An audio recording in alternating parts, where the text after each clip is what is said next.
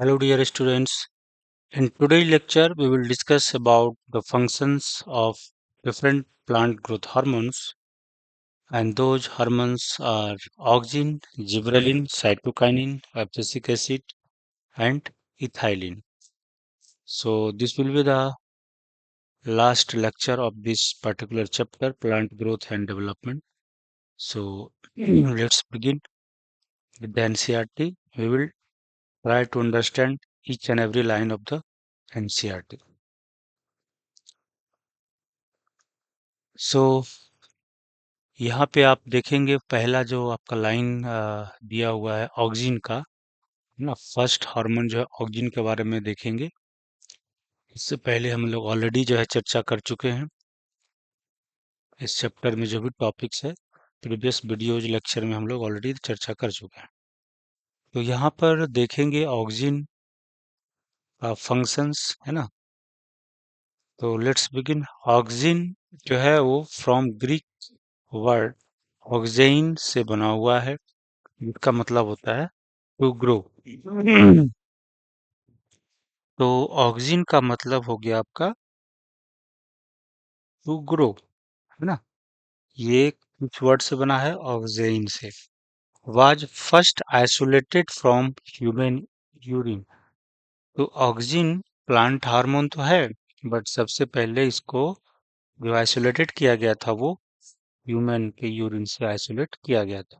ये important point है ना।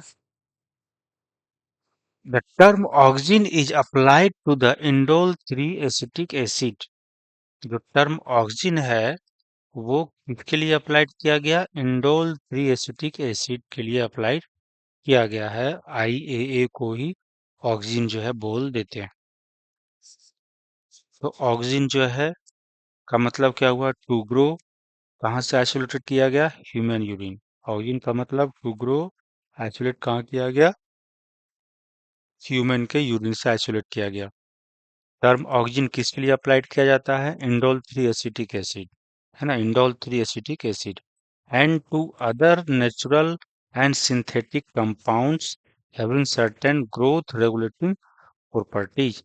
और इंडोल एसिटिक एसिड के अलावा भी अगर कोई नेचुरल, है ना, कंपाउंड है या सिंथेटिक कंपाउंड है जिसके पास सर्टेन, है ना, ग्रोथ रेगुलेटिंग प्रॉपर्टीज है, उन सब के लिए ऑक्सिन टर्म जो है यूज किया जाता है। They are generally produced by the growing apices of the stem and root. तो ये कहाँ पे जो है प्रोड्यूस होता है? ये ग्रोइंग एपिसेज यानी कि जो एपेक्स पोर्शन होगा स्टेम का या रूट का, वहां पे आपको देखने को मिलेगा। ये मान लेते हैं कि आपका, है ना, ये प्लांट है, ये आपका रूट है ना। तो इस रूट के जो एपेक्स पे है वहां पे आपको देखने को मिलेगा, वहां पे आपका ऑक्सिन जो है प्रोड्यूस्ड होगा। एपेक्स पे जो है आपका ऑक्सिन जो है प्रोड्यूस होगा। तो ऑक्सिन जो टर्म है वो कोई भी ग्रोथ रेगुलेटिंग प्रॉपर्टी, कोई भी कंपाउंड जो ग्रोथ रेगुलेटिंग प्रॉपर्टी रखता है ना, चाहे वो सिंथेटिक हो या नेचुरल हो, है ना, ये इसके लिए या फिर इंडोल थ्रिएसिटिक एसिड के लिए। तो मेनली इंडोल थ्रिएसिटिक एसिड है। बाकी अदर जो आपका नेचुरल और सिंथेटिक कंपाउंड है जिसके पास ग्रोथ रेगुलेटिंग प्रॉपर्टी है उसको लिए टर्म ऑक्सिन यूज करते हैं। कहाँ पे प्रोड्यूस होता है? तो एपेक्स पे प्रोड्यूस होता है, रूट या शूट के जो है एपेक्स पे प्रोड्यूस होता है। From where they migrate to the region of their action. और जहाँ से बनेगा और वहाँ पे से वो दूर जाएगा जहाँ पे उसको अपना एक्शन परफॉर्म करना है, जहाँ पे वो अपना इफेक्ट शो करेगा, वहां से वो माइग्रेट होकर के, है ना, माइग्रेट होकर के वो जहाँ पे वो एक्शन परफॉर्म करेगा वहां पे वो जाएगा। तो क्या लिखा हुआ? Migrate to the region of the action. Region of the action पे माइग्रेट करेगा, वहां जाएगा। Auxins like IAA and indole butyric acid IBA have been isolated from the plant। तो प्लांट से किसको आइसोलेट किया गया? Indole acetic acid and indole butyric acid दोनों को प्लांट से आइसोलेट किया गया, यानी कि ये नेचुरल है। यानी कि ये नेचुरल है। तो नेचुरल ऑक्सीजन कौन कौन हो गया?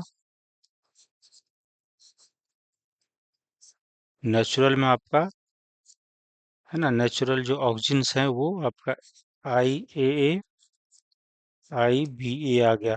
फिर आपका आ जाता है सिंथेटिक। तो सिंथेटिक में क्या क्या आ जाएगा? नेफ्थलीन एसिटिक एसिड, तो NaA N2,4-D 2,4-डाइक्लोरोफिनॉक्सी एसिटिक, है ना, एसिड जो है ये हो गया आपका 2,4-D। इसका फुल फॉर्म हो गया 2,4-डाइक्लोरोफिनॉक्सी एसिटिक एसिड। ठीक है, ये सब क्या है? सिंथेटिक ऑक्सीजन है। All these oxygens have been used extensively in the agricultural and horticultural practices। ये सारे हार्मोन को एक्सटेंसिवली यूज किया जाता है in agricultural and horticultural purposes. Horticulture मतलब फ्लावर से रिलेटेड, है ना, जहाँ वहाँ पे आपका गार्डनिंग से रिलेटेड, वहाँ पे आपका जो प्रैक्टिसेज होते हैं, जो आपका पेड़ पौधे, है ना, फ्लावर्स उगाए जाते हैं, वहाँ पे इसका यूज किया जाता है। They help to initiate rooting in the stem cutting. और ऑक्सिन का जो मेन फंक्शन है वो रूटिंग करवाता है ना। जैसे मान लेते हैं कि यह स्टेम कटिंग है ना, और यहाँ पे मान लेते हैं सूट बन गया, और रूटिंग जो बनना होगा वो रूटिंग जो है वो ऑक्सिन का काम है। रूट बनाना जो है ऑक्सिन का काम है, और सूट जो बनाते हैं वो साइटोकाइनिन के बारे में हम लोग पढ़ेंगे। तो सूट प्रमोट करने के लिए, सूट ग्रोथ के लिए साइटोकाइनिन होते हैं, और रूट ग्रोथ करने के लिए ऑक्सिन जो है ना जरूरी होती है। तो ये एक जो है आपका फंक्शन हो गया। And application widely use for the plant propagation. तो प्लांट प्रोपगेशन के लिए इसका यूज किया जाता है। Auxins promote flowering. फ्लावरिंग हो गया कहाँ पे? इन पाइन एप्पल्स में। तो पाइन एप्पल में फ्लावरिंग जो है प्रमोट करता है। They help to prevent fruit and leaf drop at early stage. तो अर्ली स्टेज में ना फ्रूट एंड लीफ को गिरने से बचाता है। ऑक्सिन जो है लीफ, अर्ली जो आपका स्टेज में लीफ होते हैं या फ्रूट होते हैं जो भी, है ना, जस्ट फॉर्मेशन हो रहा होगा, जस्ट वो बन रहा होगा, उस समय उसको गिरने से रोकता है। But promote the abscission of older mature leaves and fruit. But promote करता है abscission of older mature leaves and fruit. ये सब ऑक्सिन का फंक्शन है। आगे है, in most higher plants the growing apical bud inhibit the growth of the lateral buds. तो lateral bud को फॉर्मेशन से रोकता है। लेटरल बर्ड का मतलब हुआ कि जैसे ये लीफ है, ये आपका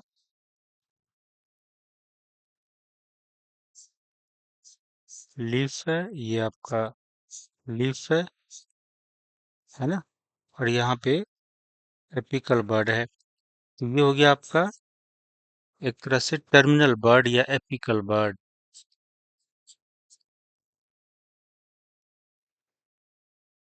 एपिकल बर्ड है। और यहाँ पर जो होते हैं वो एक्सिलरी बर्ड होते हैं।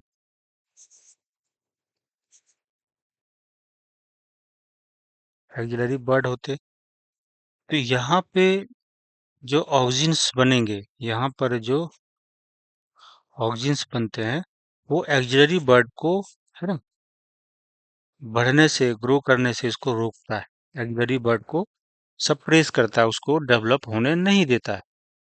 तो वही कह रहा है कि the growing apical bud inhibit the growth of the lateral bird.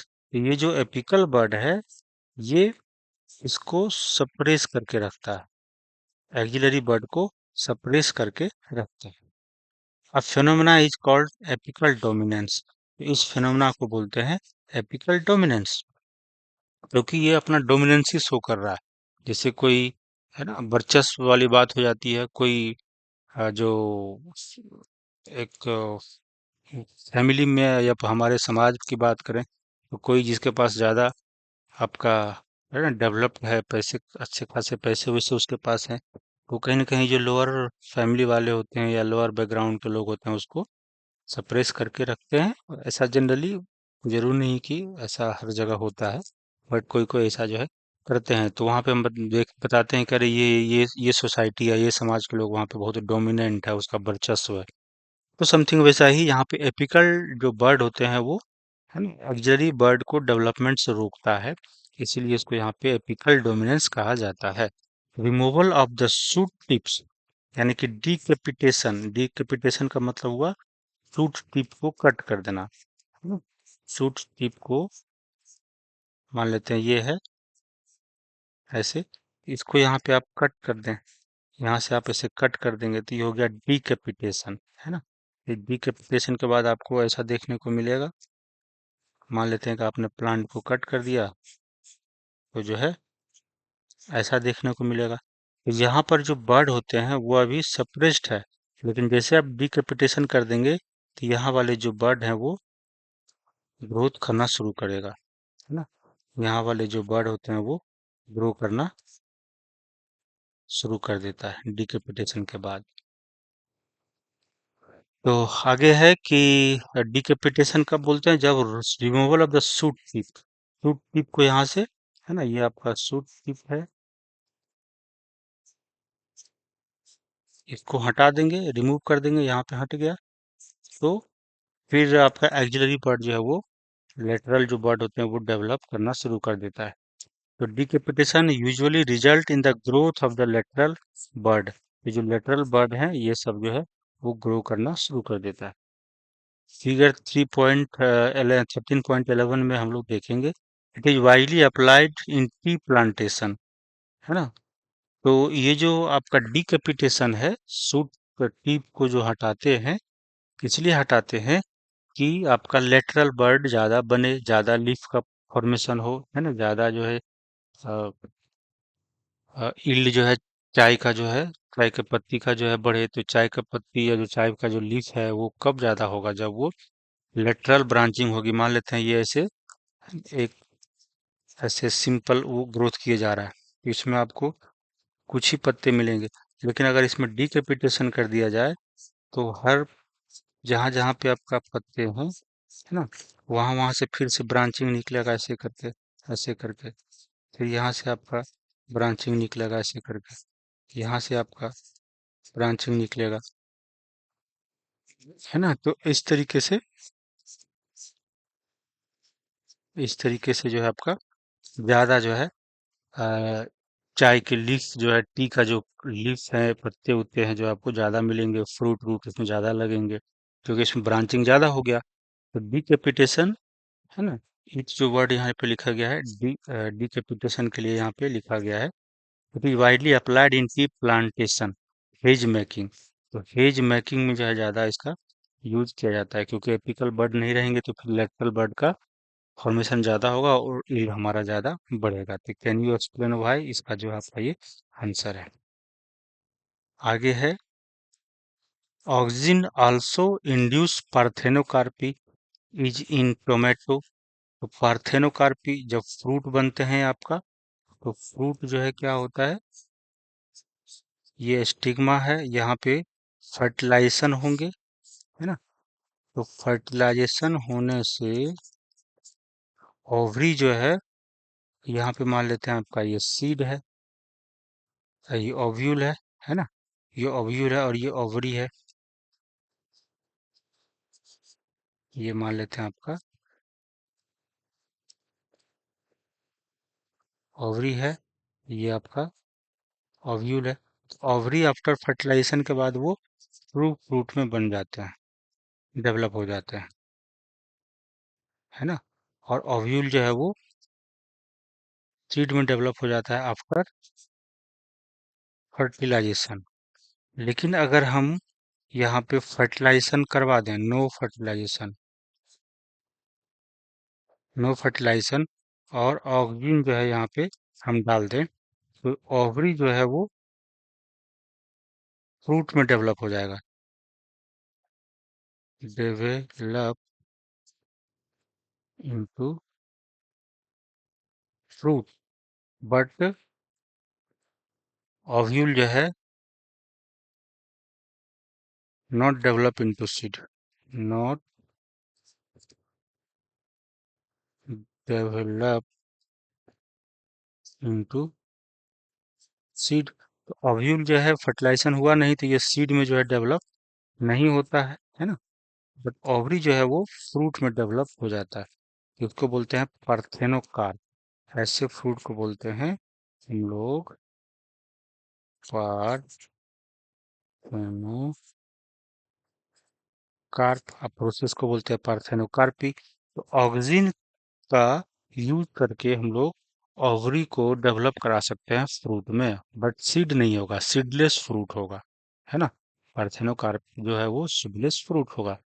तो कह रहा है ये आपको पार्थेनोकार्पी में यूज किया जाता है। तो यहाँ पे एग्जांपल याद रखना है, टोमेटो में जनरली, है ना, ऑक्सिन का यूज करके पार्थेनोकार्पिक फ्रूट बनाया जाता है। वहां पे टोमेटो में सीड नहीं होंगे। They are widely used as herbicide. Parthenocarpy आपको बनाना में भी यूज किया जाता है। नेचुरली बनाना जो है आपको पकेंगे लेकिन टाइम लगेगा, नेचुरली जो है भी बनाना में देखने को मिलता है। पार्थेनोकार्पी नेचुरली बनाना में आपको देखने को मिलता है, बट अगर आप टोमेटो में करना चाहें तो वहां पे आपको ऑक्सिजन का, है ना, उपयोग करना पड़ेगा। तो नेचुरल पार्थेनोकार्पी आपको बनाना में देखने को मिलेगा। नेचुरल पार्थेनोकार्पी आपको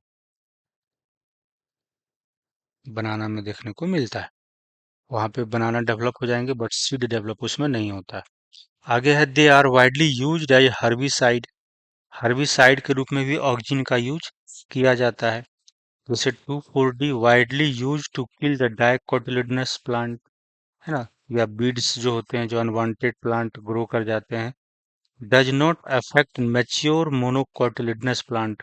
बट जो मैच्योर मोनोकोटिलिडनस प्लांट है उसको ये ऑक्सिन या 2,4-D जो होते हैं, जो सिंथेटिक आपका एक तरह से ऑक्सिन है ना, ये मोनोकॉट जो मैच्योर प्लांट होते हैं उसको अफेक्ट नहीं करता है, बट जो डाइकोटिलिडनस बीड्स होते हैं उसको ये किल कर देता है। कौन किल कर देता है? 2,4-D। तो ये यहाँ से क्वेश्चन आते हैं, it is use to prepare weed free lawns by gardeners. तो वीड फ्री, वीड अगर वीड फ्री मतलब वीड जो अनवांटेड प्लांट है जिसको हम ग्रो कर रहे हैं वो आपका, है ना, मेन प्लांट हो गया। और जो अननेसेसरी वीड्स ग्रो कर जाते हैं, अननेसेसरी जो प्लांट ग्रो कर जाते हैं, है ना, प्लांटलेट छोटे छोटे, फिर वो धीरे धीरे बड़े हो जाएंगे तो वैसे अनवांटेड प्लांट को हम लोग वीड बोलते हैं। तो वीड फ्री लॉन बनाने में हम लोग 2,4-D का यूज करते हैं। Auxin also control xylem differentiation and help in cell division.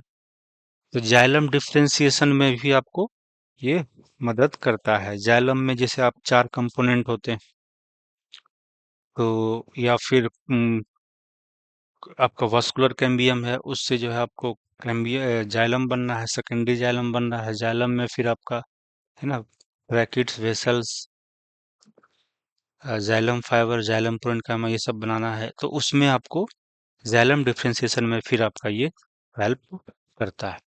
इसको वो आप समराइज के रूप में, अगर समरी के रूप में देखना चाहेंगे तो ऐसे आप देख सकते हैं कि ये ऑक्सिन है आपका, है ना, ये आपका ऑक्सिन हो गया।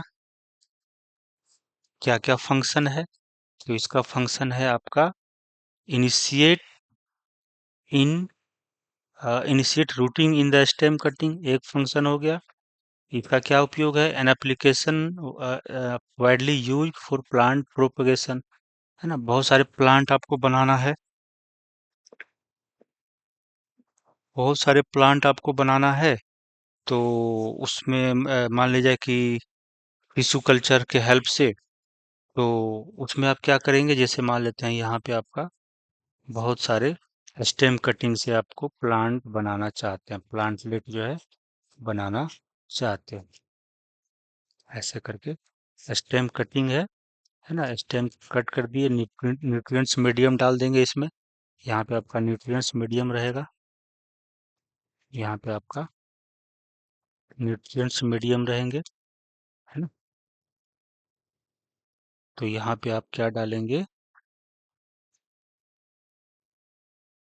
न्यूट्रिएंट मीडियम, जहाँ से ये सब खाना अपना यूज लेगा। और इसमें आप क्या डालेंगे, ऑक्सीजन डाल देंगे, वो आप यहाँ पर डाल देंगे। और क्या डालेंगे, साइटोकाइनिन भी आप यहाँ पे डाल देंगे। तो इसमें से आपको छोटे छोटे प्लांट आपको बनने लगते हैं। यहाँ पे आपका सूट बनना शुरू होगा और रूट बनना शुरू हो जाता है ना। इससे जो है आपका सूट बनना शुरू हो जाएंगे, रूट बनना शुरू हो जाएंगे, ऐसे करके, है ना। ऐसे करके आपका सूट जो है बनना शुरू कर जाते हैं। और ये आपका रूटिंग करवाता है। तो रूटिंग का काम कौन करवाता है, ऑक्सिन। और साइटोकाइनिन का क्या है, सूट प्रमोट करता है, साइटोकाइनिन। रूट प्रमोट करेगा आपका ऑक्सिन। तो कह रहा है प्लांट प्रोपगेशन करने में जो है इसका यूज होता है। अगला फंक्शन देखे थे, widely used as herbicide, 2,4-D, widely used to kill the dicotyledonous weeds, does not affect mature monocotyledonous plant. It is used to prepare weed free lawn by gardeners. तो दूसरा फंक्शन आपका ये हो गया। तीसरा फंक्शन हो गया, prevent fruit and leaf drop at early stage. तो अर्ली स्टेज में लीफ और फ्रूट को गिरने से बचाता है।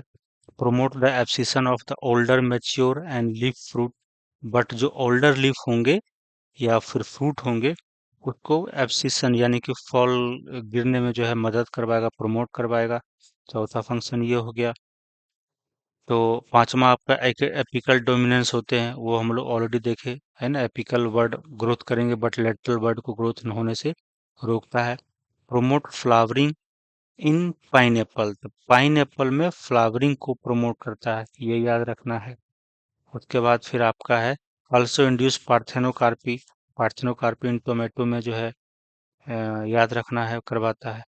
और लास्ट है, आल्सो कंट्रोल जाइलम डिफरेंशिएशन में इसका जो है रोल है, एंड सेल डिवीजन में भी ये हेल्प करता है। तो आपका कितने फंक्शन हो गए, 1, 2, 3, 4, 5, 6, है ना, 7, 8 से 7 से 8 फंक्शन है, इसको आपको याद रखना है। तो आगे है यहाँ पे, ये ऑलरेडी हम लोग एपिकल डोमिनेंस में ये पॉइंट देखे थे। In most higher plants growing apical birds inhibit the growth of the lateral axillary bird, a phenomena called apical dominance, इसको हम लोग बोले थे। और removal of the shoot, decapitation, है ना, इसका एक रोल है।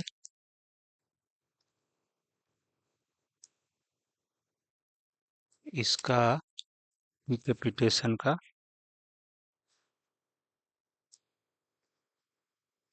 इसका क्या यूज है, तो इसका यूज है आपका, usually result in the growth of the lateral bird. Lateral bud को जो है ग्रोथ करवाने में हेल्प करता है। अगर हम सूट टिप को हटा दें, डिकैपिटेशन कर दें, कट करके हटा दें, तो डिकैपिटेशन जो है is widely applied in the tea plantation में, ताकि हेज मेकिंग जो है आपका हो पाए, है ना, हेज मेकिंग। तो ये याद रखना है, इससे हेज मेकिंग करवाने में हेल्प करता है, क्योंकि सूट आप हटा देंगे तो लेटरल बर्ड जो है ज़्यादा डेवलप होंगे, प्लांट जो है हेजी, है ना, खूब सारे लेटरल बर्ड जो है उसमें डेवलप हो जाएंगे। तो ये हो गया आपका ऑक्सिन का फंक्शंस। अब आगे हम लोग देखेंगे जिब्रेलिन का। तो जिब्रेलिन के बारे में है, अच्छा यहाँ पर जो फिगर था, इस फिगर को अगर आप देखना चाहें तो यहाँ पे कह रहा है, यहाँ पे इस फिगर को आप समझना चाहें, क्या दिखा रहा है यहाँ पे, तो कह रहा है apical dominance in plant, apical dominance यहाँ पे दिखाया है। ये आपका एक प्लांट है जिसमें ये आपका सूट टिप है, सूट टिप यहाँ पर है। इसको कट करके यहाँ पे दिखा दिया, ये कट करके और मैग्नीफाई करके दिखा दिया। सूट टिप ऐसे होता है। ये सब जो है लीफ प्राइमोर्डियम होता है ना। यहाँ पे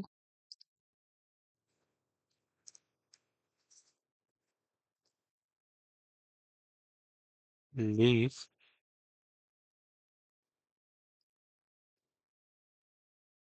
प्राइमोर्डियम, ये सब क्या है, लीफ प्राइमोर्डियम है। ये सब जो है लीफ प्राइमोर्डियम है। और यहाँ पे आपका सूट एपिकल मेरिस्टम है। क्या है, सूट एपिकल मेरिस्टम यहाँ पे प्रेजेंट होते हैं। ये आगे, ये सूट एपिकल मेरिस्टम आपका डिवाइड करके रिपीटेडली डिवाइड करते हैं और लीफ प्राइमोर्डियम बनाते हैं। और लीफ प्राइमोर्डियम ही जो है ना, बाद में जा करके लीफ में बदल जाता है। यही लीफ प्राइमोर्डियम जो है, ये लीफ का फॉर्मेशन करता है। तो यहाँ पे ये सूट एपिकल, जो सूट एपेक्स है उसको कट कर दिया, डिकेपिटेशन कर दिया। यहाँ पे बर्ड अभी छोटा छोटा है, बर्ड यहाँ पे आपको नहीं दिख रहे होंगे, है ना, बहुत छोटा छोटा एकदम से बर्ड्स हैं। लेकिन जैसे डिकेपिटेशन कर दिया गया यहाँ से जो है ना, डिकेपिटेशन हो गया, यहाँ पर बर्ड हट गया, खत्म हो गया। तो आप देखेंगे,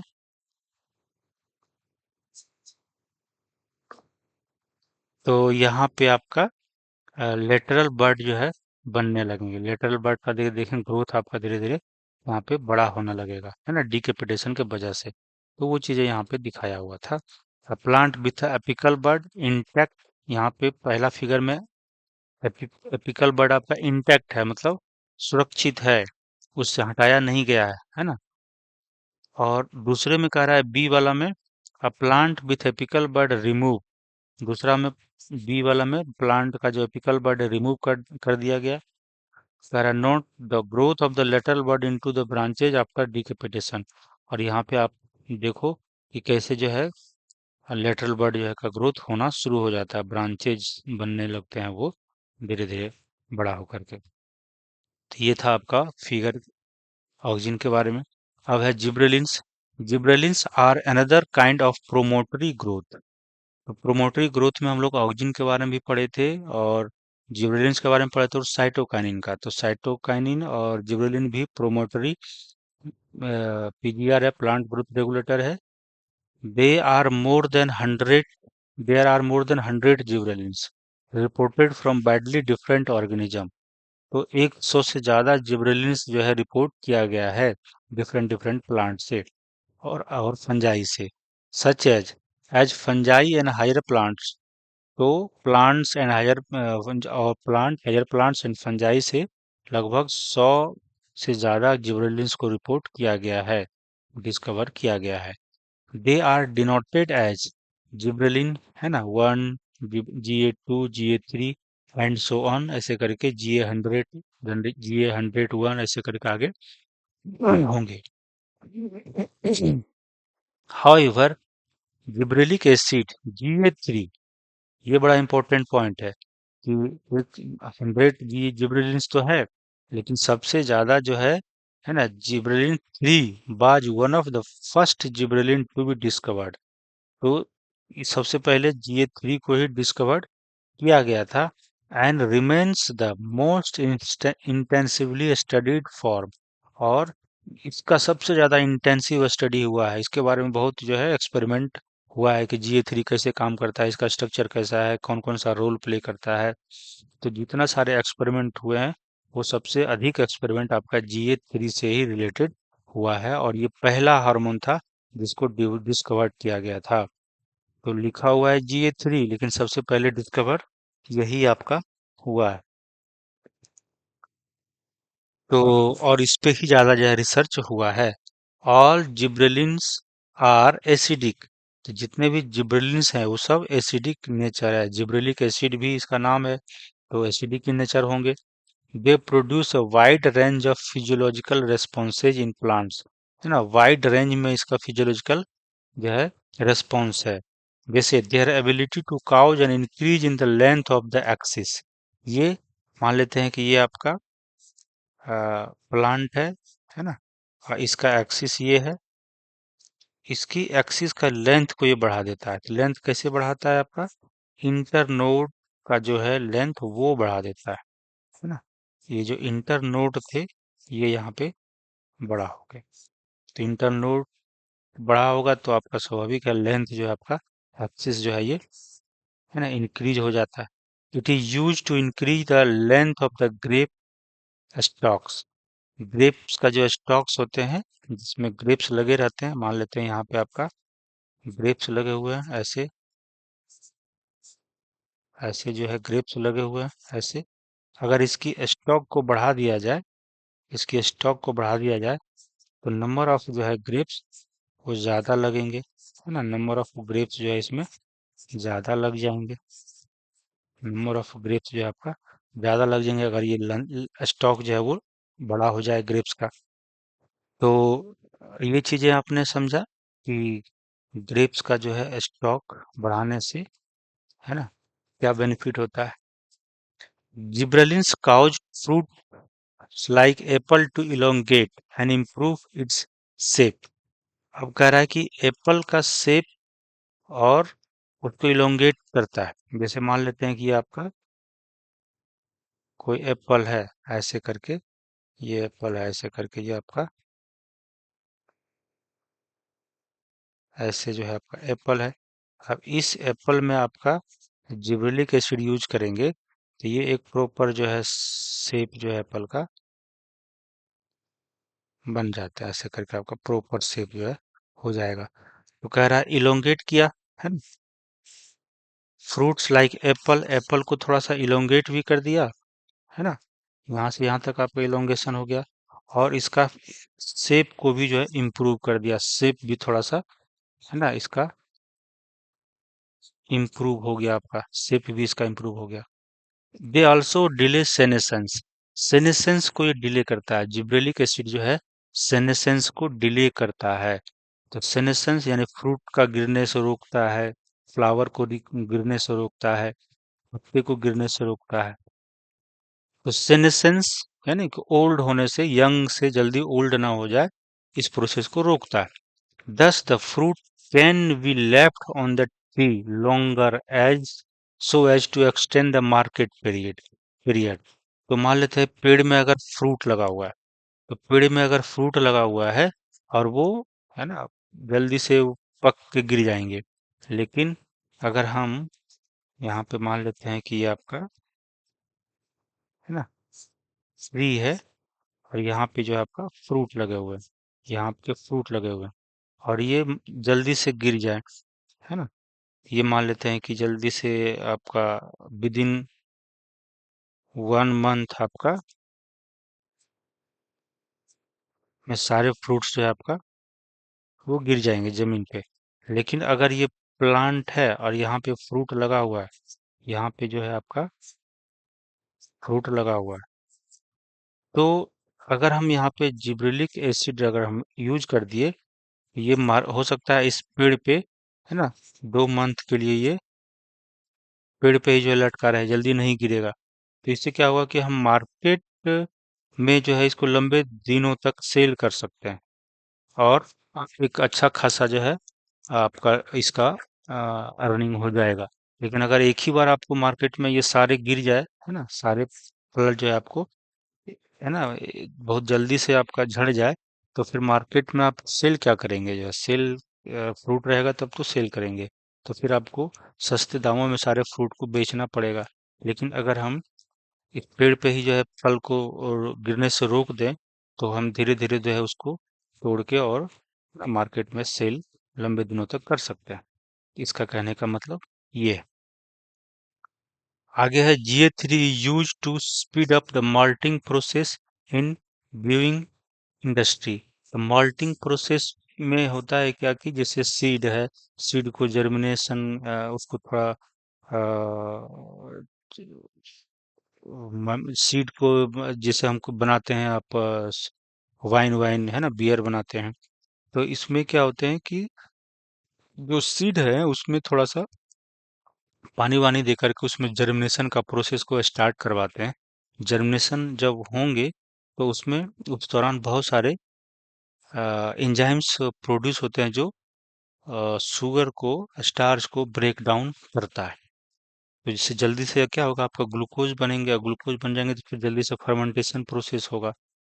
तो माल्टिंग प्रोसेस का मतलब ये हुआ कि सीड में जर्मिनेट करवाते हैं, और उस जर्मिनेशन के दौरान बहुत सारे आपका एंजाइम प्रोड्यूस होता है, जो सुक्रोज हो गया या स्टार्च हो गया, उसको ब्रेक डाउन करके ग्लूकोज बनवाते हैं। तो बहुत बहुत सारे एंजाइम प्रोड्यूस हो जाता है इनसाइड द सीड। तो उस प्रोसेस को यहाँ पे हम लोग माल्टिंग वाल्टिंग कह देते हैं कि एक्स्ट्रा, है ना। ज़्यादा जितने ग्लूकोज आपके बनेंगे, उतना ज़्यादा आपका अल्कोहल बनेगा। तो ग्लूकोज बनाने के लिए आपको एंजाइम एंजाइम चाहिए जो स्टार्च को ब्रेक डाउन करे, तो वो माल्टिंग के थ्रू जो है हो जाता है। तो जिब्रेलिक एसिड माल्टिंग प्रोसेस को एक तरह से स्पीड अप करता है, जल्दी जल्दी जो है उसको सीड जर्मिनेशन को प्रमोट करता है। और जर्मिनेशन इन द सेंस कि जैसे वो अभी ना अंकुरित तो जैसा कंडीशन हो जाना। तो उस कंडीशन में क्या होंगे, उसको एनर्जी बहुत चाहिए, है ना। एनर्जी चाहिए तो वो क्या करेगा, स्टार्च को तोड़ेगा, ग्लूकोज बनाएगा। तो जब ग्लूकोज ज़्यादा बनेगा तो एंजाइम ज़्यादा प्रोड्यूस हो जाएंगे उस दौरान, ताकि वो स्टार्च को तोड़ेगा। तो वो एंजाइम एक तरह से आपको मिल जाते हैं। तो इस चीज़ों को हम लोग माल्टिंग प्रोसेस बोलते हैं, और फाइनली जो है हम अल्कोहल बनाते हैं। तो जिब्रेलिक एसिड जो है माल्टिंग प्रोसेस में जो है अभी आपका ये इन्वॉल्व होता है, उसको माल्टिंग प्रोसेस को स्पीड अप करवाते हैं। आगे है sugar cane stores carbohydrate as sugar in their stem. कह रहा है sugar cane store carbohydrate as sugar in their stem. तो स्टेम में जो है आपका क्या होते हैं, शुगर जो है प्रेजेंट होते हैं। ये मान लेते हैं कि आपका शुगर केन है, शुगर केन का जो है आपका ये ट्री है। अब यहाँ पे जिब्रेलिक एसिड यूज करेंगे तो क्या होता है, spraying sugar cane crop with gibberellin. तो जिब्रेलिन जो है स्प्रे कर देंगे तो increase in the length of the stem. तो स्टेम का जो है आपका लेंथ जो है यहाँ पे इंक्रीज कर गया। इंक्रीज करेंगे तो क्या होगा, 10 increasing the yield by as much as 20 tons per acre. तो इसमें क्या होंगे, स्टेम में आपका ज्यादा शुगर जो है प्रेजेंट होंगे। यहाँ पे मान लेते हैं 5 मॉलिक्यूल्स है, ऐसे करके हर एक इंटरनोडल पोर्शन में। और जब ये ग्रोथ हो जाएंगे तो इसमें ज़्यादा से ज़्यादा शुगर मॉलिक्यूल्स जो है आपका प्रेजेंट होगा, है ना। तो इससे क्या होगा कि हमारा यील्ड जो है, शुगर का यील्ड जो है बढ़ जाएगा। तो ये वैल्यू याद रखना है कि 1 एकड़ में कितना टन इंक्रीज हो सकता है, तो 20 टन्स जो है इंक्रीज हो जाता है। ये वैल्यू आपका पूछा जाएगा, ये बड़ा इंपॉर्टेंट है। तो अगला है spraying juvenile conifers with GA hastens the maturity period thus leading to the early seed production. जो कॉनिफर्स होते हैं जैसे पाइनेसुनस है, तो पाइनेसुनस प्लांट जो होते हैं उसमें फ्रूट, ये सॉरी, ये सीड जो फॉर्मेशन होते हैं, यानी सीड जो डेवलपमेंट होते हैं, वो कॉनिफर्स में जो है बहुत टाइम के बाद जो है ये सीड इसमें आते हैं, है ना। इसमें जो है अगर देखा जाए, मान लेते हैं ये सीड है, ये बहुत दिनों के बाद आते हैं इसमें, है ना। सालों सालों लग जाते हैं इसमें सीड जो है फॉर्मेशन में। तो अगर यहाँ पे जिब्रेलिक एसिड आप डाल देंगे तो इसकी मैच्योरिटी पीरियड जो है बढ़ जाएगी, और जल्दी से मैच्योर होंगे, और जल्दी से इसमें सीड जो है आपका प्रोडक्शन हो पाएगा। ये आपका कॉनिफर्स है ना, जिम्नोस्पर्म जिसको हम लोग बोलते हैं कॉनिफर्स में। तो कॉनिफर्स में जो है आपका जिब्रेलिक एसिड आप डालेंगे तो सीड का जो है फॉर्मेशन जल्दी जल्दी होगा। मेच्योर सीड यानी मेच्योर जल्दी होंगे, ये मेच्योर हो जाएंगे जल्दी, तो सीड भी आपका जल्दी से आ जाएगा। तो वही लिखा हुआ है, gibberellic acid hasten the maturity period thus the leading to the early seed production. तो जल्दी जल्दी उसमें सीड आ जाएंगे, मान लीजिए आने का 10 साल में। बट अगर जिब्रेलिक एसिड डाल देंगे तो हो सकता है वो 1 ही साल में जो है आपका मेच्योर होकर के सीड प्रोडक्शन कर दे जो है। Gibberellins also promote bolting. Gibberellin जो है बोल्टिंग प्रमोट करता है, यानी कि internode elongation just after, just prior to the flowering in beet. जैसे बीट में, कैबेज में, एंड मेनी अदर प्लांट्स में, जो जिसका जो हैबिट है वो रोजेट काइंड है ना, रोज जैसा जो उसका हैबिट है। तो इसको आप समझिए, जैसे आप कैबेज के बारे में देखे होंगे, तो कैबेज में जो है इंटर नोड जो होते हैं वो, है ना, बहुत नजदीक नजदीक होता है। और यहीं पे जो है आपका ऐसे लीफ जो है आपका लगे होते हैं कैबेज में। इस तरीके से जो है लीफ जो है आपका लगे होते हैं, ऐसे करके। ऐसे करके लीफ कहाँ से निकलते हैं? नोड से निकलते हैं। ऐसे करके जो है आपका, ऐसे करके कैबेज आप देखते होंगे, ऐसे करके जो है आपका कैबेज रहते हैं। यहाँ पे नोड क्या था? पास पास था। लेकिन जब हम इसमें जिब्रेलिक एसिड डाल देंगे तो ये नोड आपका दूर दूर हो जाएगा ना। नोड जो है आपका दूर दूर हो जाएगा। यहाँ पे एक नोड होगा, एक नोड यहाँ पर होगा, है ना, एक नोड आपका यहाँ पर होगा। तो इस तरीके से पत्ते जो है अब यहाँ पे ऐसे बनेंगे, पत्ते आपका ऐसे बनेंगे, पत्ते ऐसे बनेंगे, ऐसे जो है, ऐसे जो है। तो इस प्रोसेस को बोलते हैं बोल्टिंग, है ना। इस प्रोसेस को हम लोग बोलते हैं बोल्टिंग। यहाँ पे, यहाँ पे आप देखेंगे लिखा हुआ है gibberellic, gibberellins also produce bolting. तो ये बोल्टिंग जो है करवाता है। ये आपका बोल्टिंग करवा देगा। तो ये आपका जिब्रेलिन का फंक्शन था। आप आगे जो है इसका समराइज अगर करें तो ये हो गया समरी। जिब्रेलिन आपका हो गया। जिब्रेलिन जो है आपको क्या करता है? Increase in the length of the axis. ये हो गया। इससे क्या होगा आपका? मान लीजिए शुगर केन है या ग्रेप्स है, ग्रेप्स है तो स्टेक उसका बड़ा होगा तो नंबर ऑफ ग्रेप्स उसमें ज़्यादा लगेंगे। अगर शुगर केन का स्टेम है वो ज़्यादा बड़ा हो जाएगा तो उसमें शुगर केन जो है, शुगर का स्टोर ज़्यादा होगा। और, है ना, शुगर का फॉर्मेशन या शुगर का जो प्रोडक्शन है वो ज़्यादा हम कर सकते हैं। इसमें ये वैल्यू याद रखना है। पर एकड़ 20 टन जो है इंक्रीज हो जाता है। Elongate and improve the fruit shape.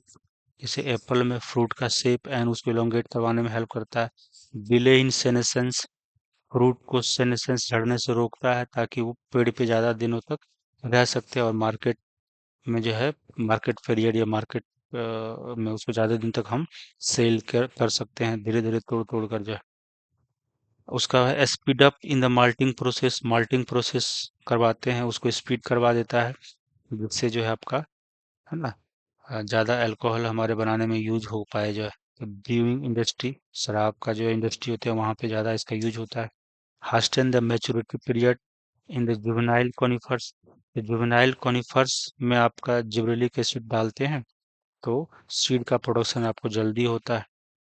तो ये याद रखना है, जुवेनाइल कॉनिफर्स और जिब्रेलिक एसिड, ये दोनों जो है जे से टर्म जो है रिलेटेड है। जे से जिब्रेलिन, और जे से आपका जुवेनाइल, और जी से जिब्रेलिन।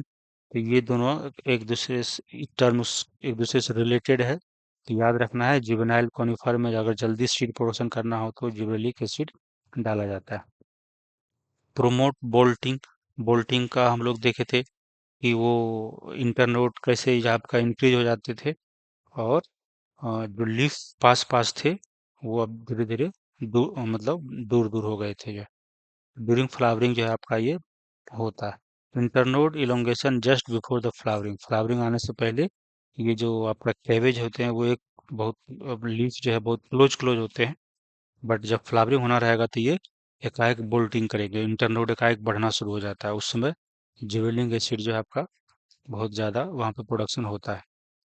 जैसे बीट में, कैबेज में और मैनी अदर प्लांट्स जो रोजेट हैबिट का है उसमें जो है ये, है ना, इसका एक रोल है ड्यूरिंग द बोल्टिंग। तो ये चीजें आपने देखा। अब आगे हम लोग देखते हैं।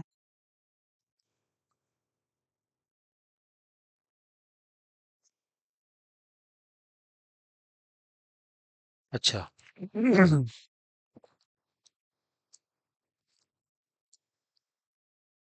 आगे हम लोग देखते हैं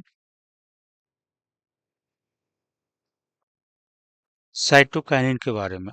अगला जो हम लोग देखेंगे साइटोकाइनिन। साइटोकाइनिन के बारे में।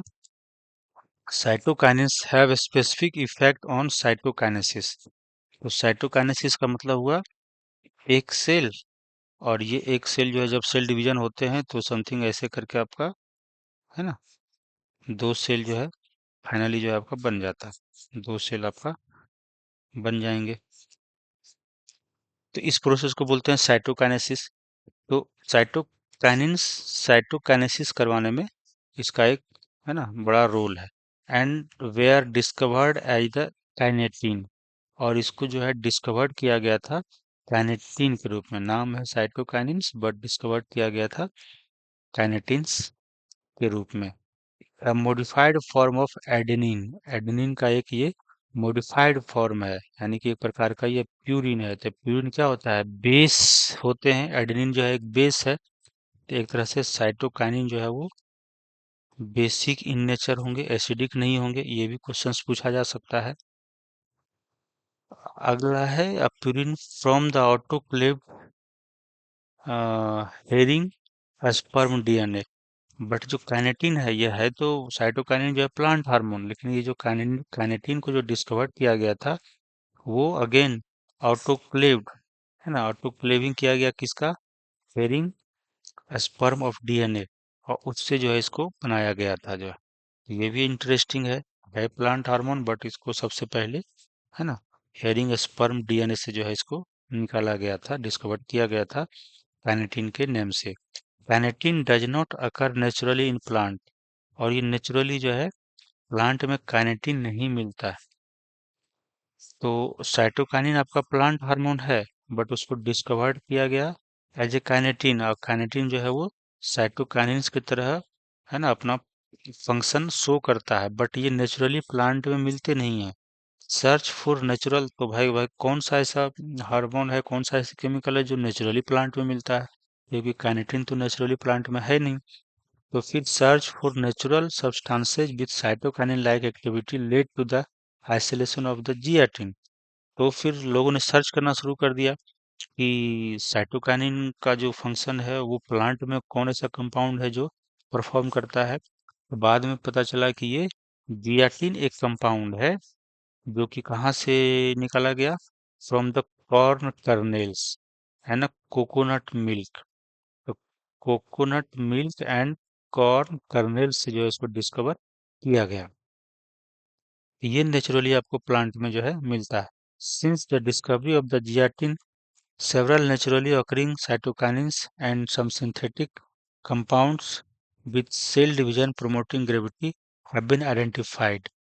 तो जैसे जियाटिन का डिस्कवरी हुआ, इसके बाद बहुत सारे नेचुरली एंड सिंथेटिक जो है साइटोकाइनिन डिस्कवर किया गया, यानी कि जिसके पास सेल डिवीजन प्रोमोटिंग एक्टिविटी थी वैसे कंपाउंड का डिस्कवर किया गया। तो याद रखना है काइनेटिन जो है वो, है ना, हेरिंग स्पर्म डीएनए से इसको इसको निकाला गया था, और जियाटिन है वो जो है प्लांट से नेचुरली जो है निकाला गया था।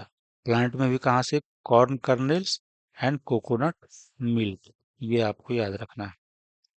और ये सब क्या है, साइटोकाइनिन, यानी कि साइटोकाइनेसिस करवाने वाले जो कंपाउंड है उसकी तरह ये अपना फंक्शन शो करता है।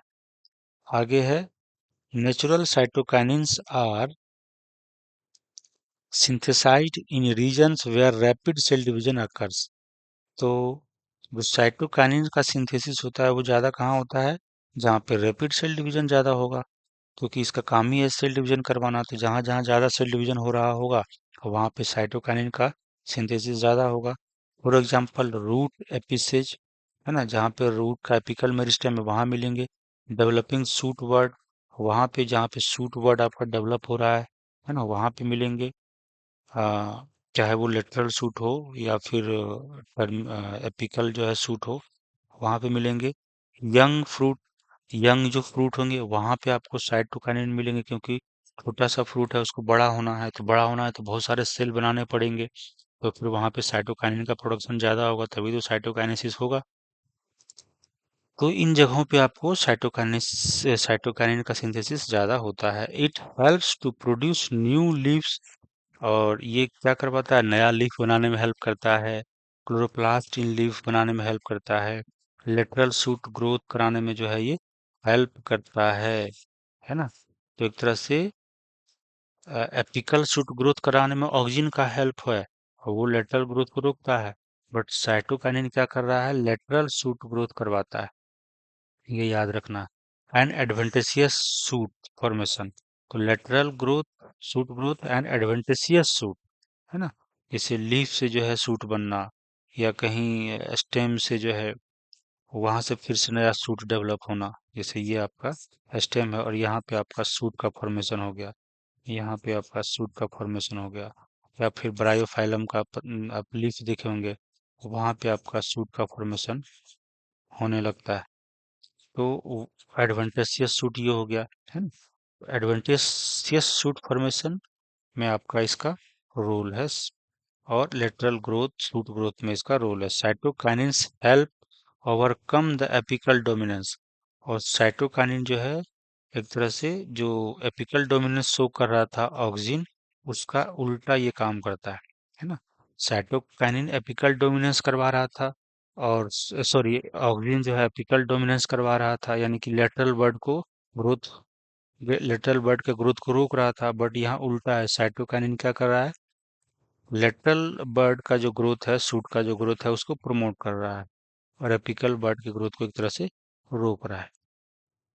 They promote nutrient mobilization which help in the delay of the leaf senescence.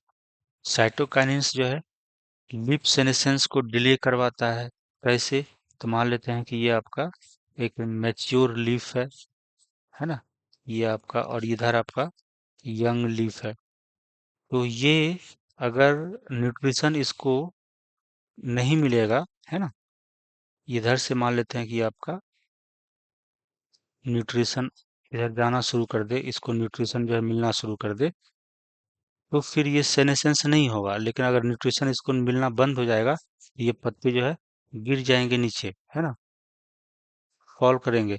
लेकिन अगर इसको न्यूट्रिशन मोबिलाइज करके, है ना, इसके पास आना शुरू कर देंगे, न्यूट्रिशन जो है आपका यहाँ पर है, मान लेते हैं इस सब जगह पे बन रहे हैं, इस जगह पे, और न्यूट्रिशन जो है यहाँ पे आना शुरू कर दे, तो फिर जो फॉल, लीफ का फॉल जल्दी नहीं होगा, सेनेसेंस को डिले करवा देगा।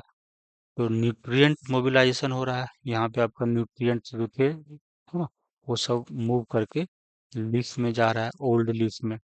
तो सेनेसेंस जो है आपको डिले करवाएगा, क्योंकि उसको न्यूट्रिशन मिलने लगेंगे तो जल्दी पत्ते गिरेंगे नहीं। तो न्यूट्रिएंट मोबिलाइजेशन जो है आपका फंक्शन याद रखना। अब इसको यहाँ पे समराइज करके अगर देखें, तो साइटोकाइनिन हो गया, तो ये कह रहा है प्रमोट सेल डिवीजन। साइटोकाइनिन का काम ही है सेल डिवीजन कराना, एक फंक्शन हो गया। Helps to promote new leaves, chloroplast, है ना, तो न्यू लीफ और क्लोरोप्लास्ट का फॉर्मेशन करवाता है। लेटरल शूट ग्रोथ करवाता है। एडवेंटिशियस शूट फॉर्मेशन में जो है आपका इसका रोल है। ओवरकम द एपिकल डोमिनेंस, है ना, जस्ट अपोजिट ऑक्सिन का ये काम करता है। तो ओवरकम द एपिकल डोमिनेंस, यानी कि एक तरह से लेटरल रूट का ग्रोथ, सॉरी लेटरल शूट का ग्रोथ करवा रहा है, तो एपिकल डोमिनेंस स्वाभाविक है। तो ये एक दूसरे से रिलेटेड है ना, ये एक दूसरे से रिलेटेड है। लेटरल ग्रोथ ग्रोथ होगा तो एपिकल डोमिनेंस स्वाभाविक है वो, है ना, एक तरह सप्रेस हो जाएगा एक तरह से। प्रोमिनेंट न्यूट्रिएंट मोबिलाइजेशन करवाएगा, इससे क्या होगा कि आपका लीफ का जो सेनेसेंस है वो डिले हो जाएगा, क्योंकि वहां पे न्यूट्रिशन जाना शुरू हो जाएगा, है ना, न्यूट्रिशन उसको मिलना शुरू हो जाएगा लीफ को, तो फिर लीफ जो है जल्दी से गिरेगा नहीं। तो ये आपका हो गया साइटोकाइनिन का फंक्शन। अब आगे है इथाइलिन। तो इथाइलिन का फंक्शन हम लोग बाद में देखेंगे, पहले एब्सिसिक एसिड का फंक्शन देख लेते हैं, क्योंकि इथाइलिन का बहुत ज़्यादा रोल है। उसके बाद इथाइलिन के बारे में देखेंगे। As mentioned earlier, the abscisic acid ABA was discovered for its role in the regulating oxygen and dormancy.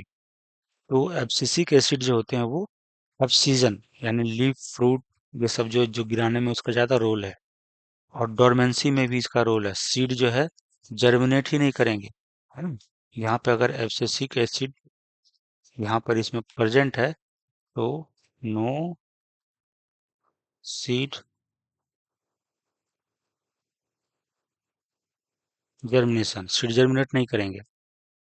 तो डोरमेंट कंडीशन में रखते हैं, मतलब यहाँ पे वाटर स्ट्रेस है, मान लेते हैं यहाँ पे वाटर, है ना, स्कार्सिटी है, वाटर जो है स्कार्सिटी है, या फिर आपको बोलो लेस है ना, नहीं है, तो सीड जो है, सीड जो है आपका वो डोरमेंट कंडीशन में रहेगा, जर्मिनेट ही नहीं करेगा। तो स्ट्रेस में है एक तरह से, देखा जाए तो बाहर में पानी की कमी है तो वाटर का स्ट्रेस है, तो स्ट्रेस हार्मोन आपका एब्सिसिक एसिड जाना जाता है। एब्सिसिक एसिड आपका यहाँ पे ज्यादा बनेंगे सीड के अंदर, और उसको डोरमेंट अवस्था में बनाए रखेगा। या फिर कोई मान लेते हैं कि पेड़ है और ये आपका लीफ है ना, ये आपका लीफ है, बट यहाँ पे है ना पानी की कमी हो गई, वाटर जो है स्कार्सिटी हो गई, वाटर की स्कार्सिटी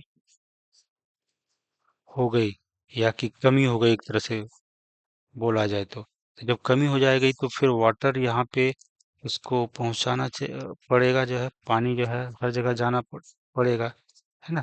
लेकिन यहाँ पे पानी ही नहीं है, तो नहीं है तो फिर लीफ को पानी तो मिलेगा, मिलना मुश्किल है ना। तो इसलिए ये लीफ को क्या करेगा, है ना, गिरा देगा, फॉल करवा देगा, है ना, इसको गिरा देता है। तो लीफ का एब्सिशन करा देना, क्योंकि उसको सफिशिएंट अमाउंट में वाटर नहीं है ताकि वो सप्लाई कर पाए, तो प्लांट क्या करेंगे, लीफ को गिरा देंगे ताकि ज़्यादा पानी की ज़रूरत ना पड़े जो है। तो इसलिए एब्सिशन एंड डोरमेंसी जो है ये करवाता है, याद रखना। But like other PGRs it also has other wide ranging effect on the plant growth and development. तो इसका और भी प्लांट ग्रोथ एंड डेवलपमेंट में इसका रोल है ना, ranging effect on plant growth and development. तो क्या रोल है, it acts as a general plant growth inhibitor. तो ये प्लांट ग्रोथ का इनहिबिटर के रूप में जो है काम करता है, as an inhibitor of plant metabolism. Plant metabolism को आपको रोक देगा, है ना। मान लेते हैं कि आपका वाटर वाटर की कमी हो गई तो स्वाभाविक है एंजाइमेटिक एक्टिविटी अगर देखा जाए तो थोड़ा सा स्लो हो जाएगा, मेटाबॉलिक एक्टिविटी आपका, है ना, रुक जाते हैं। एब्सिसिक एसिड जो इनहिबिट द सीड जर्मिनेशन, उसको रोक देगा। Abscisic acid stimulate the closure of the stomata, है ना, स्टोमाटा क्लोज कर देगा ताकि पानी जो है ज्यादा, है ना, एक्सेस, जो सॉरी जो आपका मान लेते लीफ में पानी है स्टोर्ड है, या फिर जो स्टेम में है वो, है ना, स्टोमाटा के थ्रू धीरे धीरे जो है वो इवेपोरेट ना हो जाए, इसलिए स्टोमाटा को क्लोज कर दिया जाता है ताकि पानी जो है आपका एटलीस्ट कुछ जो है बचा रहे। An increase in the tolerance of the plant to various kind of stress, और अलग अलग टाइप के स्ट्रेस, है ना, को टॉलरेट करने के लिए भी जो है अ, ये मदद करता है आपका abscisic acid. Therefore it is also called the stress hormone, इसलिए इसको स्ट्रेस हार्मोन भी कहते हैं, है ना। Abscisic acid play an important role in seed development. तो इसका एक अलग रोल है ना, सीड डेवलपमेंट में, सीड मैच्योरेशन में एंड डोरमेंसी में, है ना। कैसे जो है सीड को डोरमेंट रखना है, मैच्योरेशन में कुछ इसका अपना रोल है, डेवलपमेंट में इसका कुछ रोल है, ये एक चीजें याद रखना है, seed development, maturation and dormancy. By inducing the dormancy, abscisic acid helps seed to withstand desiccation and other factors।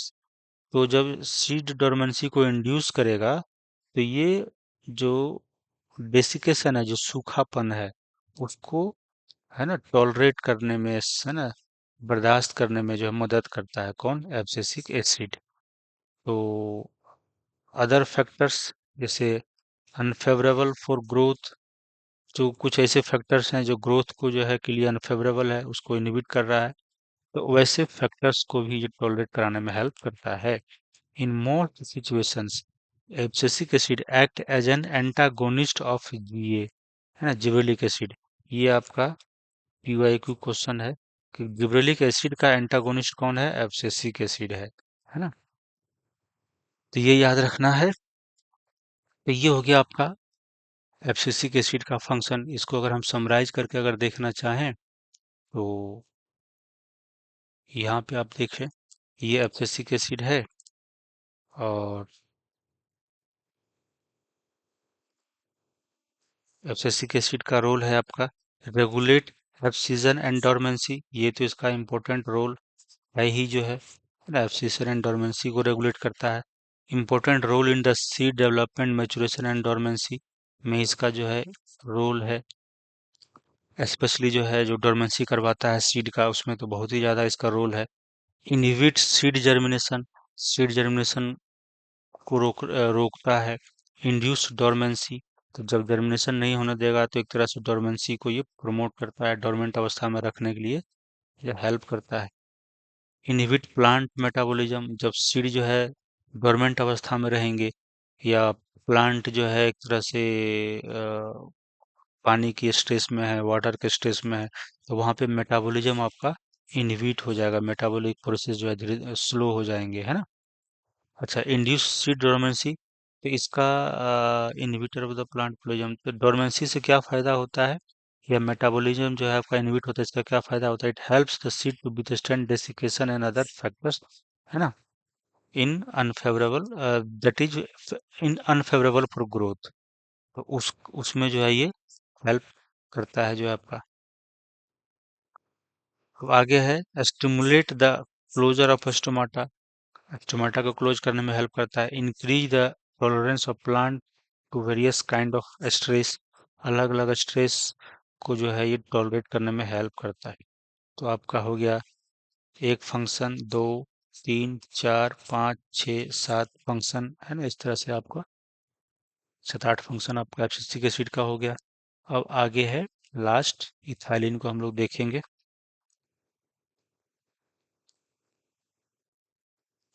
Ethylene जो है, ethylene is a simply gaseous PGR, ये गैसियस है ना, प्लांट ग्रोथ रेगुलेटर है। It is synthesize in the large amounts by tissues undergoing senescence and ripening fruits. तो जो tissue है ना सेनेसेंस की तरफ जा रहा है, सेनेसेंस मतलब उसका होना है, यानी कि वो ओल्ड से अब धीरे धीरे यंग से जो है वो धीरे धीरे ओल्ड कंडीशन में जा रहा है, बूढ़े हो रहे हैं एक तरह से। तो वहां पे आपको इसका सिंथेसिस होगा। एंड राइपनिंग फ्रूट, जो फ्रूट पक रहे हैं वहां पे आपका इथाइलिन का सिंथेसिस होता है।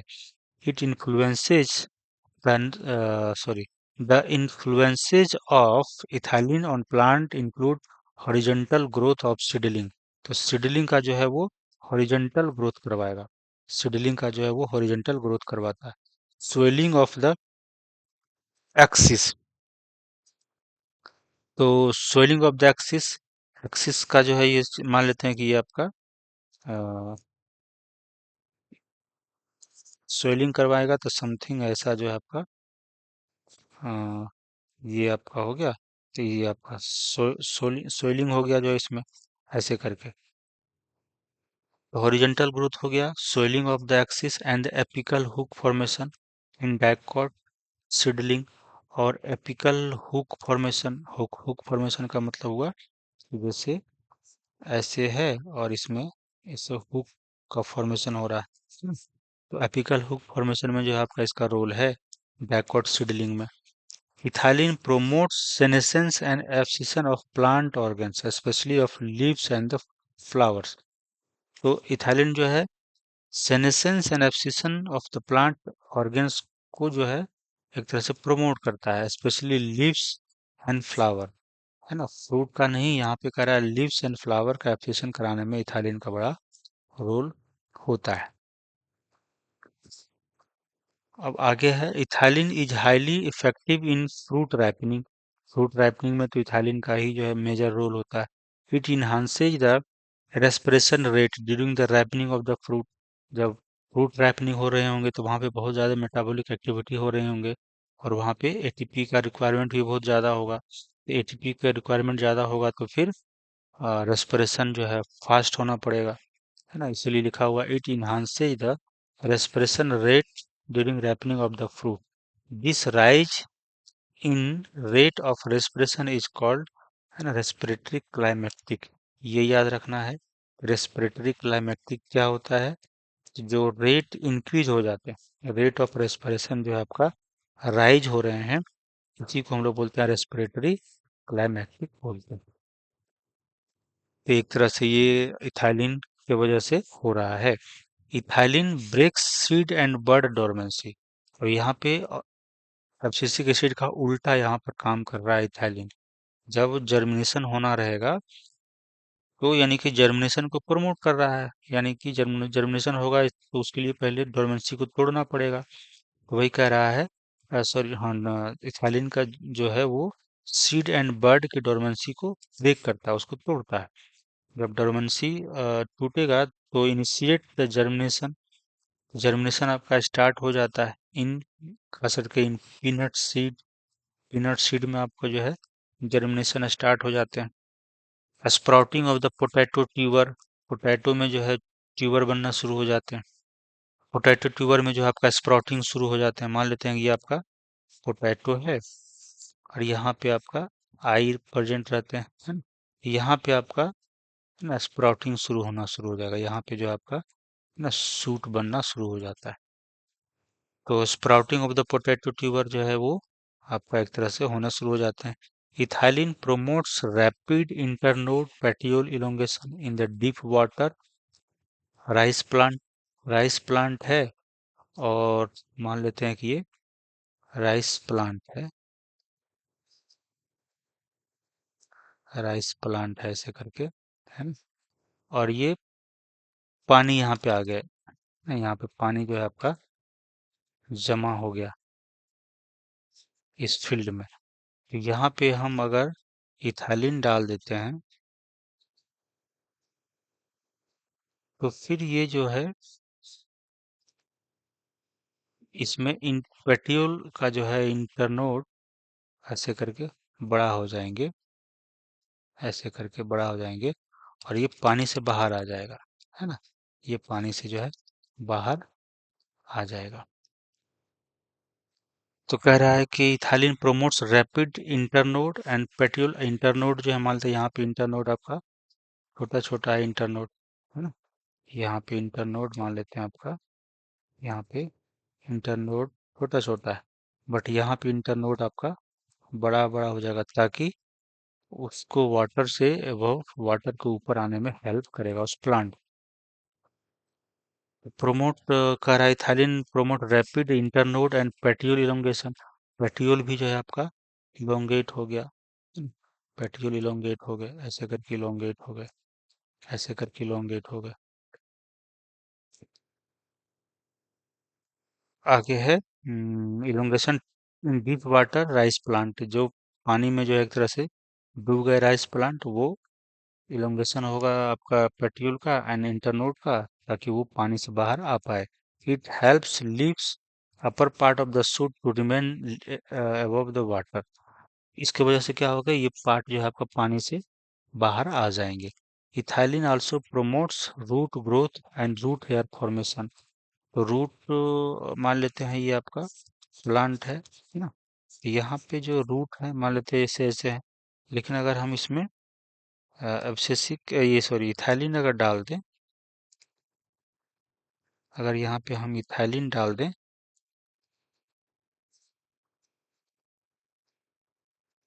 तो फिर इसमें आपका इस तरीके से रूट का आपका ग्रोथ देखने को मिलेगा, है ना? इस तरह से रूट आपका ग्रोथ देखने को मिलेगा।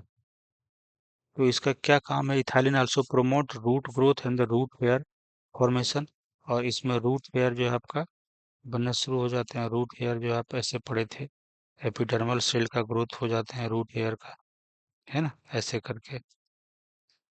तो इसका फायदा क्या होता है, thus helping the plants to increase their absorption surface, इससे क्या होता है एब्जॉर्प्शन सरफेस बढ़ेंगे, और वाटर और मिनरल का ज़्यादा एब्जॉर्ब कर पाएगा। आगे है ethylene is use to initiate flowering and for synchronizing fruit set in pineapple, तो पाइनएप्पल में फ्रूट का प्रोमोटिंग कर रहा था कौन, आपका ऑक्जिन, और यहाँ पे कह रहा है ethylene is also it use to initiate flowering, यहाँ पे फ्लावरिंग को इनिशिएट करवा रहा है। And for synchronizing fruit set in pineapple, pineapple में बहुत सारे फ्रूट्स होते हैं, तो उस सबको एक साथ है ना प्रॉपरली ग्रो हो, उसको सिंक्रोनाइज वे में ग्रोथ करवाने में हेल्प करता है। It also induce flowering in mango, mango में फ्लावरिंग करवाने में ये हेल्प करता है। ये भी आपको बड़ा इंपॉर्टेंट फंक्शन है। Since ethylene regulates so many physiological processes, it is one of the most widely used PGR in the agriculture, है ना। तो इतने सारे हार्मोन्स पढ़े, उसमें से जो सबसे ज्यादा एग्रीकल्चर में अगर यूज होता है तो वो इथाइलिन का ज्यादा यूज होता है। यहाँ पे आपका क्वेश्चन बनेगा कि मोस्ट वाइडली यूज्ड पीजीआर कौन होते हैं एग्रीकल्चर में, तो वो इथाइलिन होते हैं। Most widely used compound as source of ethylene is the ethephon, और इथाइलिन का प्रोडक्शन अगर हम करवाएं तो उसके लिए कंपाउंड यूज करते हैं, उसका नाम है ethephon. Ethephon is a aqueous solution, ये एक एक्वस सॉल्यूशन है।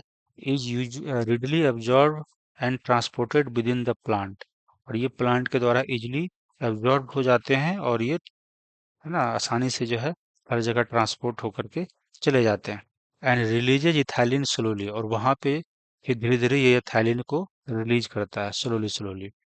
Ethephon fasten fruit ripening in tomatoes and apples, तो इथेफोन क्या करेगा, टोमेटो और एप्पल में फ्रूट राइपनिंग में हेल्प करता है। And accelerate abscission in flowers and fruits, और जो है फ्रूट एंड फ्लावर एब्सीजन कराने में हेल्प करता है। इसकी वजह से क्या होता है, thinning of the cotton cherry and walnut, एक तरह से thinning of cotton cherry and walnut.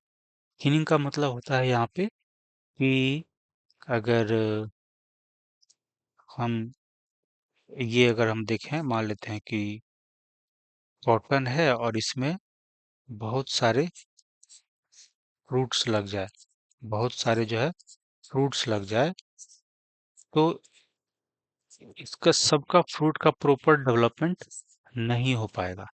तो अगर हम इथाइलिन डाल दें तो इसमें जो है अब कुछ कुछ जो है आपका फ्रूट बचेंगे या फ्लावर बचेंगे। तो इससे क्या होगा, अब ये थिनिंग हो गया यहाँ पे, है ना। यहाँ पे जो आपका ये thinning of cotton cherry and walnut, ये सब फ्लावर में आपका थिनिंग हो गया। थिनिंग का इन द सेंस कि यहाँ पे अगर फ्रूट एंड फ्लावर ज्यादा है, फ्रूट या फ्लावर की अगर हम बात करें, मोर है ना। इस फ्लोरल फ्लोरल एक्सिस या जो पार्ट आप बोल रहे हैं प्लांट का पार्ट में, जब इथाइलिन डाल देंगे तो यहाँ पे नंबर नंबर ऑफ फ्रूट और फ्लावर जो है यहाँ पे अधिक है, बट सेम पार्ट में आपका नंबर ऑफ फ्रूट, और अगर फ्लावर की बात करेंगे तो फ्लावर, या फ्रूट अगर रहेंगे तो फिर फ्रूट, फ्रूट की बात करेंगे फ्लावर, ये हो जाएगा रिड्यूस हो जाएगा, है ना।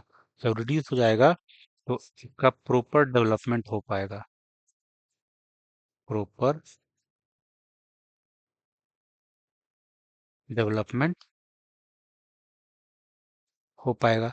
लेकिन यहाँ पे अगर ज़्यादा रहेंगे तो प्रॉपर फ्रूट का डेवलपमेंट नहीं हो पाएगा, प्रॉपर नो प्रॉपर फ्रूट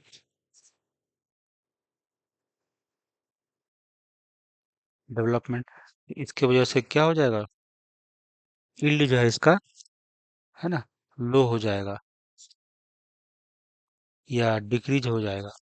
लेकिन इस केस में क्या होगा, आपका यील्ड जो है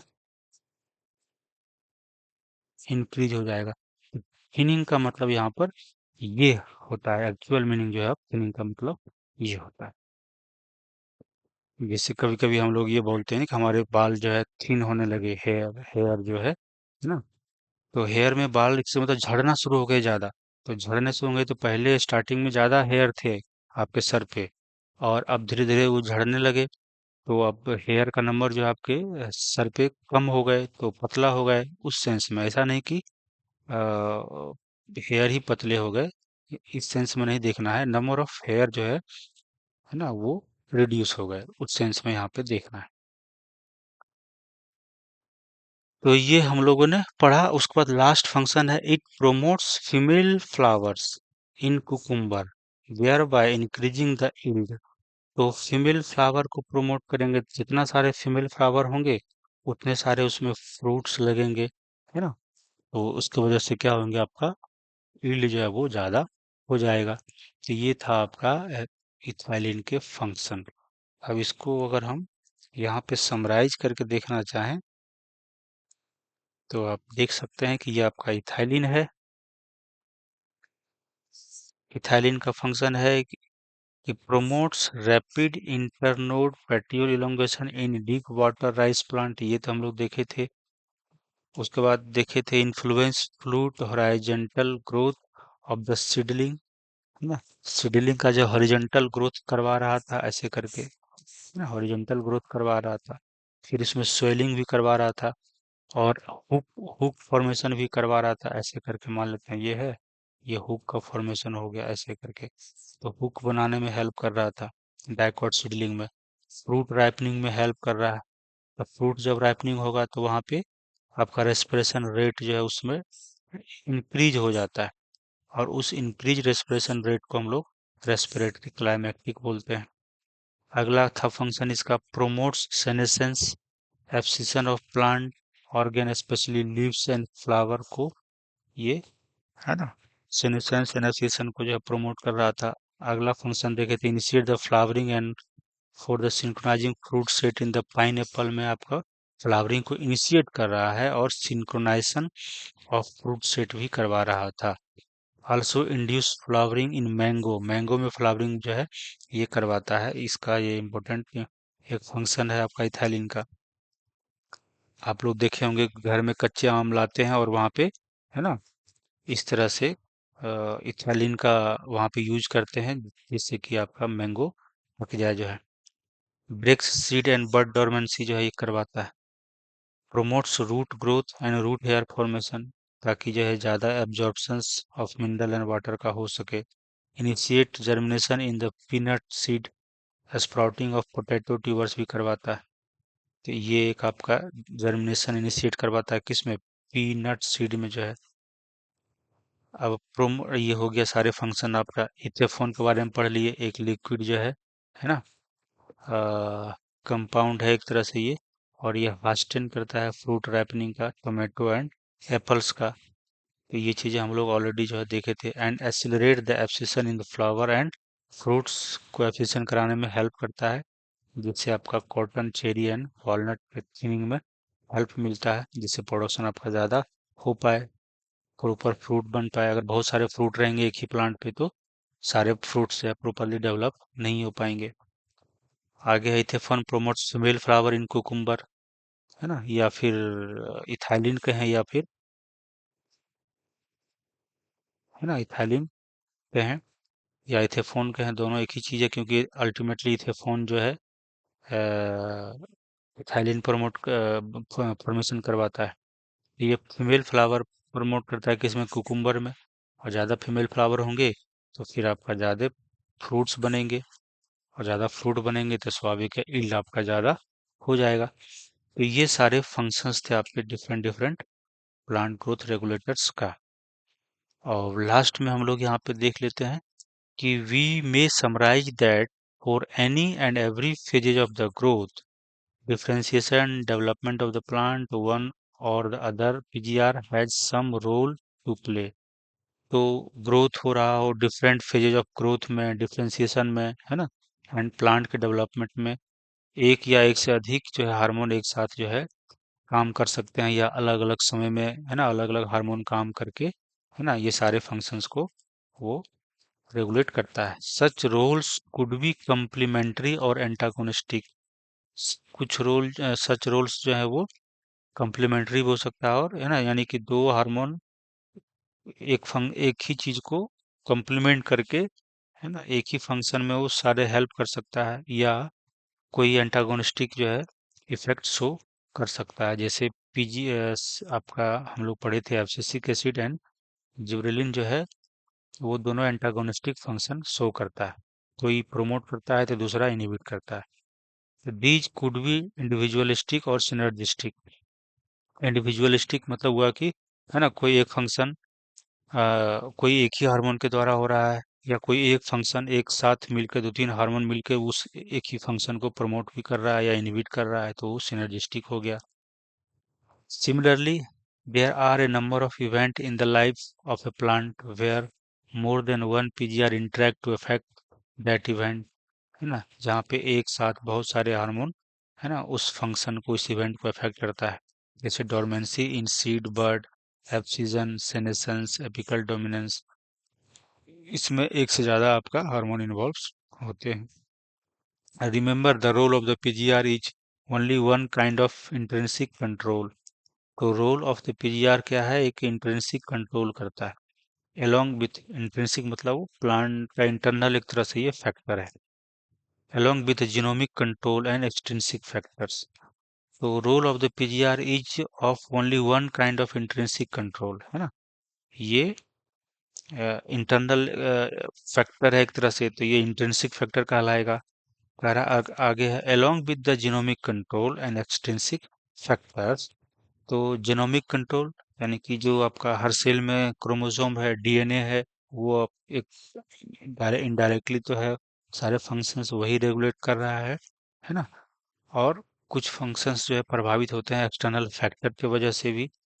तो कह रहा है along with the genomic control and extrinsic factors they play an important role in the plant growth and development. तो जो हार्मोन्स हैं वो, और एक्सट्रिंसिक फैक्टर जैसे लाइट, टेम्परेचर, ऑक्सीजन, वाटर, ये सब मिल करके, और जेनेटिक कंट्रोल जो जीन के द्वारा कोई फंक्शंस कंट्रोल हो रहा है, ये सब मिल के जो है प्लांट एंड ग्रोथ डेवलपमेंट को रेगुलेट करता है। Many of the extrinsic factors such as temperature and light control plant growth and development via PGR। कुछ फैक्टर्स जो होते हैं एक्सटेंसिव फैक्टर, वो डायरेक्ट प्लांट की ग्रोथ एंड डेवलपमेंट को रेगुलेट नहीं करता है, डायरेक्टली नहीं करता है, वो indirectly plant growth plant growth regulators के थ्रू वो रेगुलेट करता है। उसकी कंसंट्रेशन को घटाएगा, बढ़ाएगा, है ना, या उसको एक्टिवेट करेगा पीजीआर को, तब जा करके फिर वो कोई फंक्शन परफॉर्म करता है। तो ये है, some of such events are could be vernalization, flowering, dormancy, seed germination, plant movement. ये सब जो है एक्सटर्नल फैक्टर्स के द्वारा रेगुलेट होता है, लेकिन वो इनडायरेक्टली पीजीआर के थ्रू ही काम करता है। We shall discuss briefly the role of light and temperature, both of them the extrinsic factor on initiation of flowering। तो वो पार्ट जो है एक तरह से एनसीईआरटी से डिलीट कर दिया गया है कि कैसे जो है लाइट एंड टेम्परेचर फ्लावरिंग को, है ना, इनिशिएट कराने में हेल्प करता है। ये पोर्शन जो है न्यू एनसीईआरटी में नहीं है, इसलिए हम लोग डिस्कस नहीं करेंगे। तो ये चैप्टर आपका, है ना, खत्म हो गया। अब नेक्स्ट जो है वीडियोज में किसी दूसरे चैप्टर को हम लोग स्टार्ट करेंगे। तो 11th का ऑलमोस्ट, है ना, सारे टॉपिक्स कवर हो गए। दो टॉपिक बचा हुआ है, एक सेल साइकिल और एक द सेल, है ना, cell the unit of life. वो दो टॉपिक और डिस्कस करना है, फिर 11th का टोटल सिलेबस आपका यहाँ पे कवर हो जाएगा। इसके बाद फिर हम लोग 12th वाले जो है पोर्शन को देखेंगे। तो थैंक्स, आज का क्लास यहीं पे ओवर करते हैं।